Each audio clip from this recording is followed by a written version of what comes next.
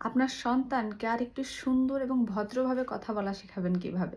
চলুন জেনে নেই ৩টি খুবই সহজ বাট খুবই ইফেক্টিভ টিপস। নাম্বার 1, আপনি আপনার নিজের ভুলগুলিকে আপনার সন্তানের সামনে অ্যাকসেপ্ট করুন এবং সেটা করবেন এমন একটা টোন অফ ভয়েসে যাতে আপনার সন্তান আপনার কথাটা শুনতে পায় এবং বুঝতে পারে যে আপনি যে ভুলগুলি করেছেন বা আপনার ভুলগুলির মাধ্যমে আপনাদের রিলেশনশিপে যে ড্যামেজগুলো হয়েছে সেগুলো আপনি শুধু সরি বলেই না, সেগুলোকে অ্যাকসেপ্ট করে আপনি সেগুলোকে আবার রিপেয়ার করার চেষ্টা করছেন। এবং এরকম সিচুয়েশনে আপনি সরি বলার পর কিছু কথা আপনার সন্তানের সামনে বলতে পারেন। যেমন, আমি কথাটা আরেকটু বেটার ওয়েতে বলতে পারতাম, রাইট? নেক্সট টাইম আমি আরেকটু বেটার ওয়েতে বলার চেষ্টা করব। আই এম রিয়েলি সরি, আমি তোমাকে এভাবে কথা বলে কষ্ট দিতে চাইনি। আবার আপনি বলতে পারেন, আ এই সিচুয়েশনটা আমি এবং বাবা দুজন মিলে একটু ডিফারেন্ট ওয়েতে ডিল করতে পারতাম বা হ্যান্ডেল করতে পারতাম, রাইট? নেক্সট টাইম আমি এবং তোমার বাবা দুজন মিলে আরেকটু কনসিয়াস হয়ে সিমিলার সিচুয়েশনকে হ্যান্ডেল করব। এইভাবে আপনার সন্তান বুঝবে যে আপনিও নিজের ভুলগুলি স্বীকার করছেন এবং আপনি আপনাদের রিলেশনশিপটাকে নিয়ে আসলেই ওয়ারিড এবং you do not want to ruin it. আপনি কোনোভাবেই আপনাদের রিলেশনশিপটা, আপনাদের কানেকশনটা নষ্ট করতে যাচ্ছেন না, বরং ভুলগুলির মাধ্যমে যে ড্যামেজগুলি হয়েছে সেগুলো আপনি রিপেয়ার করতে যাচ্ছেন। আপনি যখন এভাবে প্রকাশ্যে আপনার ভুলগুলি স্বীকার করবেন এবং সুন্দরভাবে সেটা কথা বলে সে জিনিসটাকে রিপেয়ার করার চেষ্টা করবেন, সেটা শুধু আপনাদের রিলেশনশিপের জন্যই ভালো না, সেখান থেকে আপনার সন্তানও বেটার ওয়েতে কমিউনিকেশন করা শিখছে, বেটার ওয়েতে নিজের ভুলগুলি স্বীকার করা শিখছে এবং সেটাকে কিভাবে অ্যাকনলেজ করতে হয়, সেটার রেসপন্সিবিলিটি এবং অ্যাকাউন্টেবিলিটি কিভাবে নিতে হয়, সেটাও আপনার সন্তান আপনার কথার মাধ্যমে, আপনার আচরণের মাধ্যমে শিখছে। নাম্বার 2, আমি বলেছি সেই জন্য এভাবেই করতে হবে। অনেক প্যারেন্টসই আছেন যারা রেগে গিয়ে এইভাবে সন্তানের সাথে রিঅ্যাকশন দিয়ে থাকেন। বাট এইরকম সিচুয়েশনে আসলে এটা সন্তানকে শান্ত করতে বা ভদ্রভাবে কথা বলতে শেখায় না।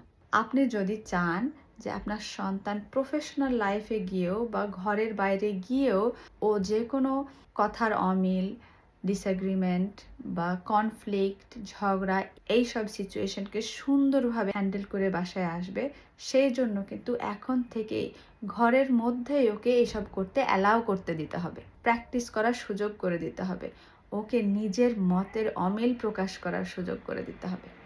তার মানে কি আমি আপনার সন্তানের বেয়াদবি মেনে নিতে বলছি? না। মতের অমিল প্রকাশ করতে দেয়া মানে এই না যে ওর যে বেয়াদবি করে কথা বলছে সেটাকে মেনে নেয়া। আমি সেটা করতে বলছি না। বরং এরকম সিচুয়েশনে আপনি আপনার বাচ্চার বেয়াদবি না শুনে বরং ওকে এনকারেজ করুন যে ও কিভাবে লজিক দিয়ে আপনার সাথে ওর মতের অমিলটা প্রকাশ করতে পারে। সেটা হবে কমিউনিকেশনের মাধ্যমে, কথা বলার মাধ্যমে, চিৎকার, চেঁচামেচি বা রাগ দেখানোর মাধ্যমে না। সো আপনি আপনার সন্তানকে জিজ্ঞেস করুন যে ও কেন এইভাবে কথা বলছে বা এটার পিছনে লজিকটা কি।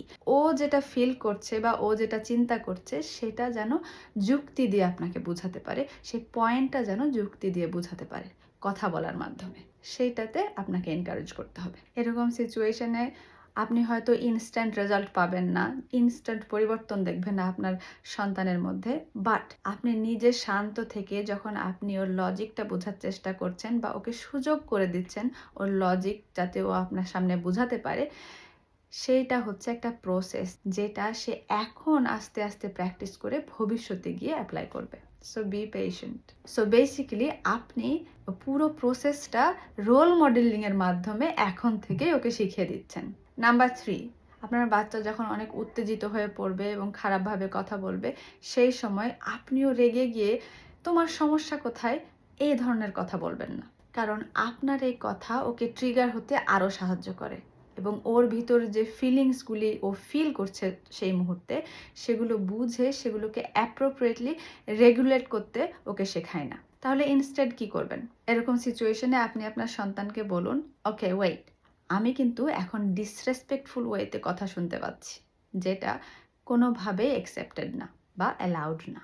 এই কথা বলার পর আপনি নিজে আর কোনো রিয়াকশন না দিয়ে বরং আপনি নিজেকে শান্ত করার জন্য আপনি আপনার সন্তানের কাছে 5 মিনিট চেয়ে নিন আপনি বলুন আপনি রিয়েলি খুবই আপসেট এবং ফ্রাস্ট্রেটেড ফিল করছেন এবং you need 5 minutes to calm yourself down. আপনার নিজেকে শান্ত করার জন্য 5 মিনিট আপনার প্রয়োজন। আপনি যখন শান্ত থাকা অবস্থায় আপনার সন্তানকে ওর বাউন্ডারি ফার্মলি দেখিয়ে দিচ্ছেন, বুঝিয়ে দিচ্ছেন, সেই মুহূর্তে হয়তো আপনার সন্তান ইনস্ট্যান্ট কোনো রেজাল্ট দেখাবে না, বাট স্লোলি আপনার সন্তান আপনার কাছ থেকে সেই জিনিসটা দেখে সেটাই ভবিষ্যতে প্র্যাকটিস করবে, কারণ স্লোলি সেটাই হবে ওর কাছে নর্মাল। ভালো থাকুন।